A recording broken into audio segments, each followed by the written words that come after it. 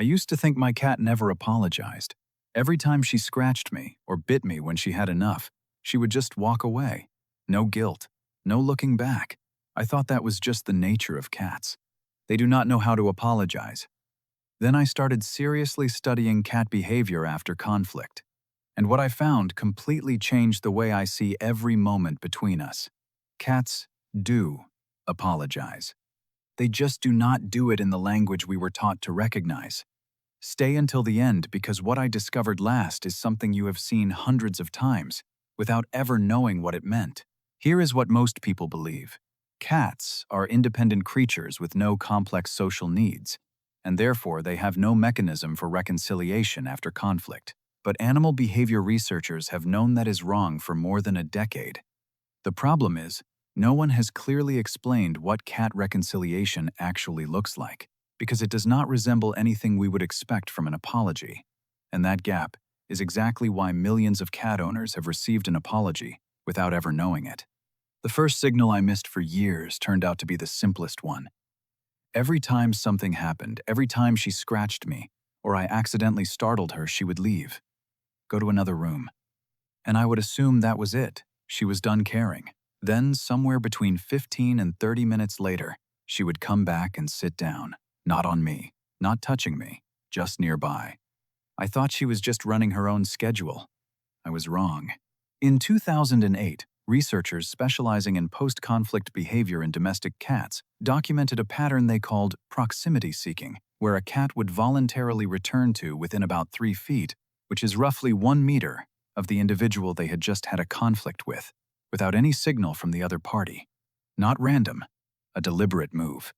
Once I knew this, I started timing it. And what I found was that she came back almost every time. I had been reading it as indifference. It was the opposite. The next time your cat walks away after a tense moment, pay attention. If they come back and settle nearby without being called, without it being mealtime, without any obvious reason that is not nothing, that is the first word of an apology. But here is where it gets more interesting. Most people know about the slow blink.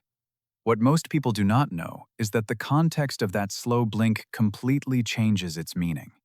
A slow blink in a calm moment is an invitation. A slow blink after conflict is something else entirely.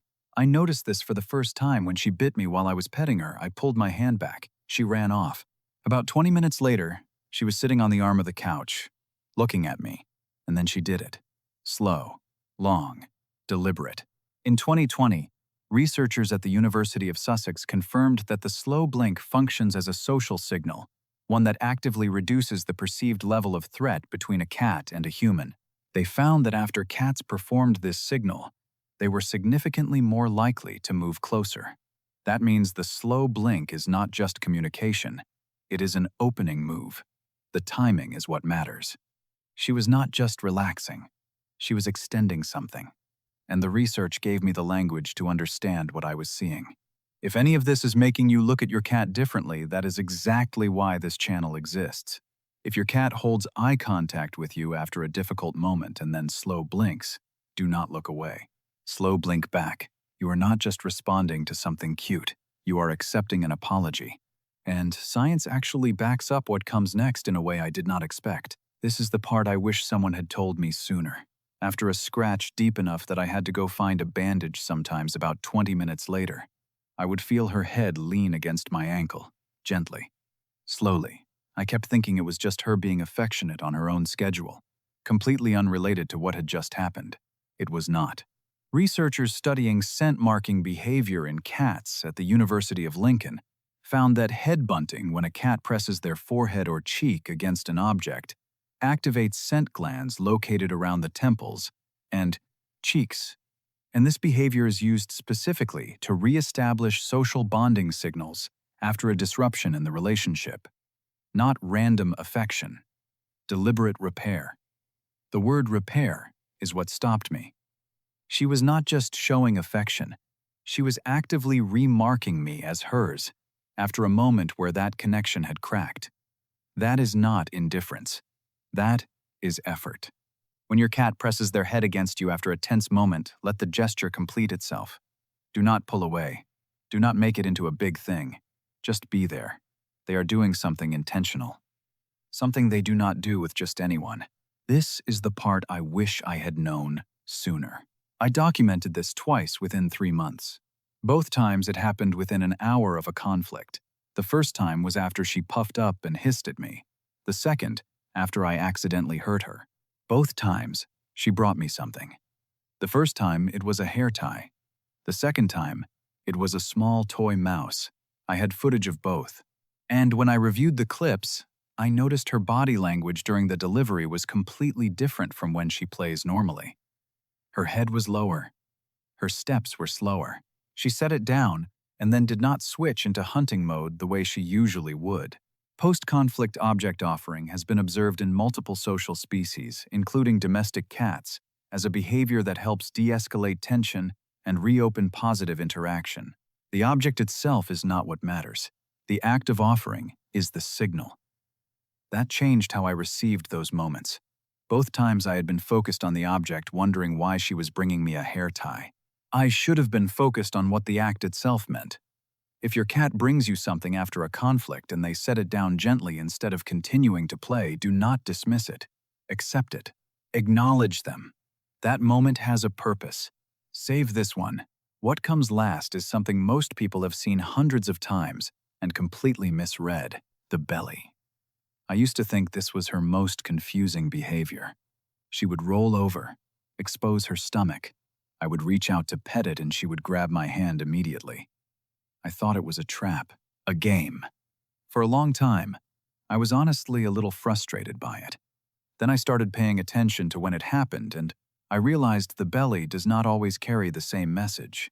The exposed belly in cats is an act of vulnerability. It is one of the riskiest postures a cat can take because it exposes their most vital organs.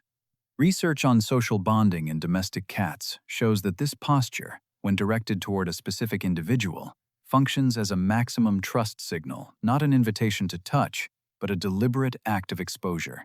In the context of post-conflict behavior, it has been documented as a reconciliation gesture, the cat placing themselves in a physically vulnerable position to communicate. I am not a threat, and I am trusting that you are not one either. When I understood that, I stopped trying to pet her stomach every time she showed it. I started just sitting with the moment, acknowledging it.